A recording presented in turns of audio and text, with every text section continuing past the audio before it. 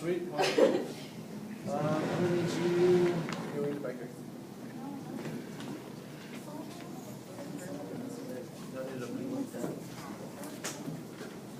I'll have you sit over here. Foot hanging off, shoes on off, and one foot. All right, so we talked about lateral ankle sprains last week, right? Last class. So this week. Is that what we're doing? All right, slide back some. Last? So we're at the. That's for There. you. Good. I don't really know. So we talk about ankle taping. There's a whole lot of conversations about what ankle taping does. Can you see?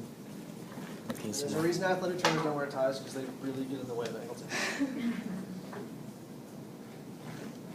Okay, all the way up. Now, if this person doesn't hold their foot all the way up, it gets wrinkles in my tape job, which just makes it look bad, which makes me bad.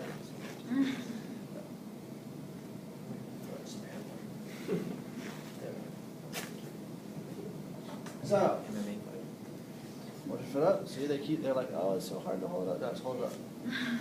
Ankle taping should take less than 2 minutes. You're fine. Hold your foot up. So, I'm going to give her a standard tape job. It's called a give-me tape. It's in closed basket weave, however you want to call it. It has horseshoes. It has stirrups. There's a few components to it. People hold their foot up.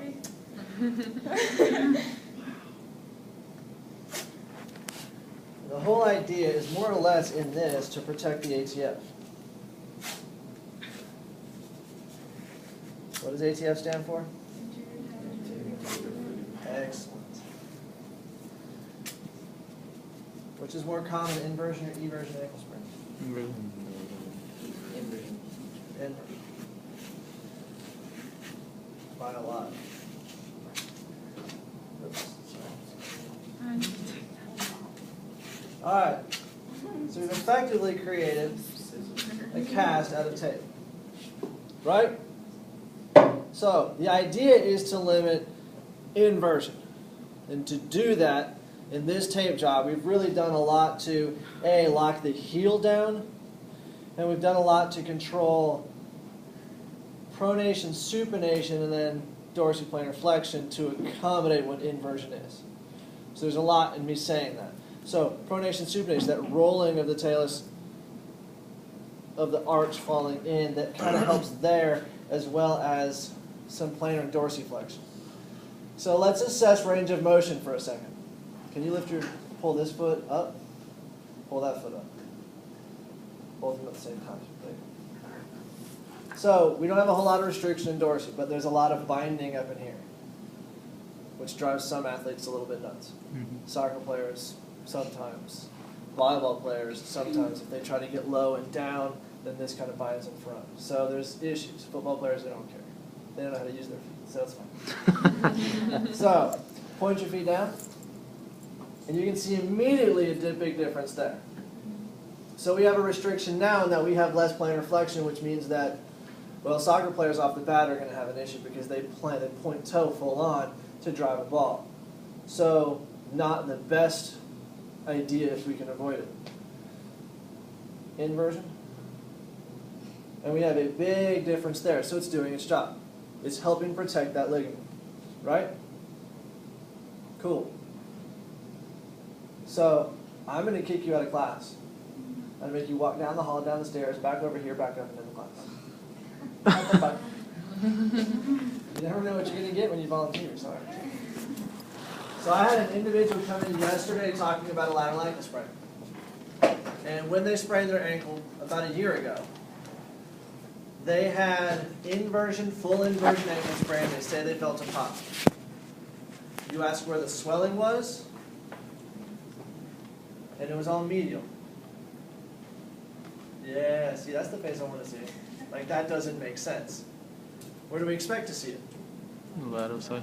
Lateral side. Over the ATF. We expect to see it either over the ligament or from the ligament being pulled off a bolster from the bone. We expect to have problems. So how does that make sense? Does it make sense? Bones hit each other. Potentially. I mean, there's lots of options that could be going on. So the chances are she probably somehow collapsed out the ATF. She probably damaged it significantly. I'm feeling the pop.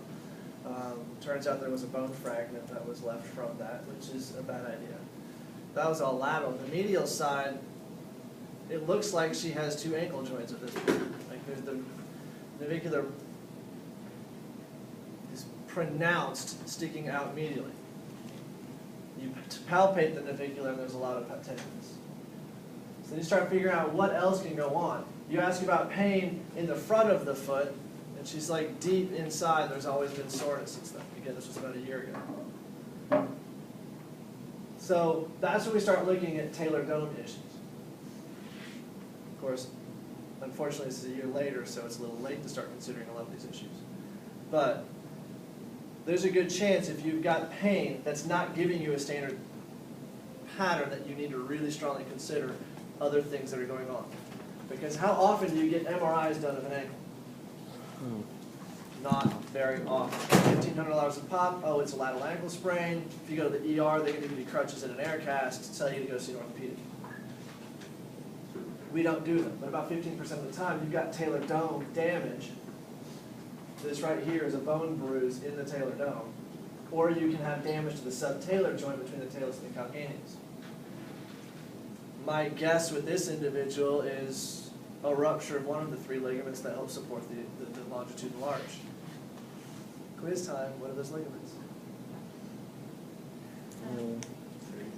Spring ligament's the main one that goes sustentaculum taili to the navicular.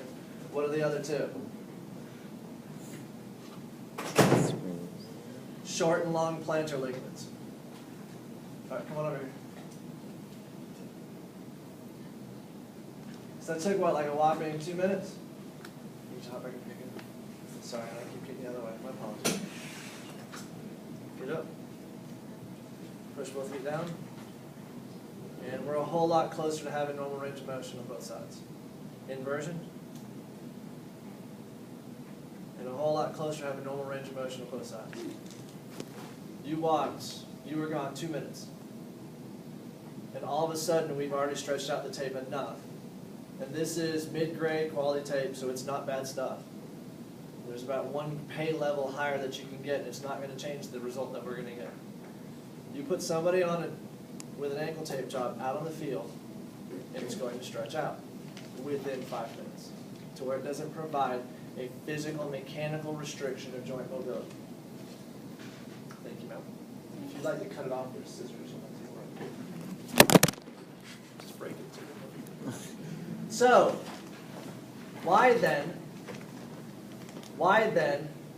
does the head athletic trainer buy 80 cases of tape? 80 cases? Probably, something like that. That's not even for football though, is it? Or is that everybody? What, about everybody? Yeah. Okay, so 80 cases of tape a year. You do the math, 80 times 35. That's a lot. That's a lot of tape, it's a lot of money. Your tuition, thank you. He's wasting it. No, is he? Why? Why are we putting tape on? Why are we putting that money into tape? Is taping worthwhile? It's not restricting her motion. So is it worthwhile? It's probably a mental thing for the athlete. Potentially. So complicated. Where? And so dig in there somewhere. It's worthwhile. And I'll give you that much. And I think it's more than mental. I'm not going to spend $2,400 on tape for something that's just effectively a Band-Aid. There's a benefit to it. And they're on the right track.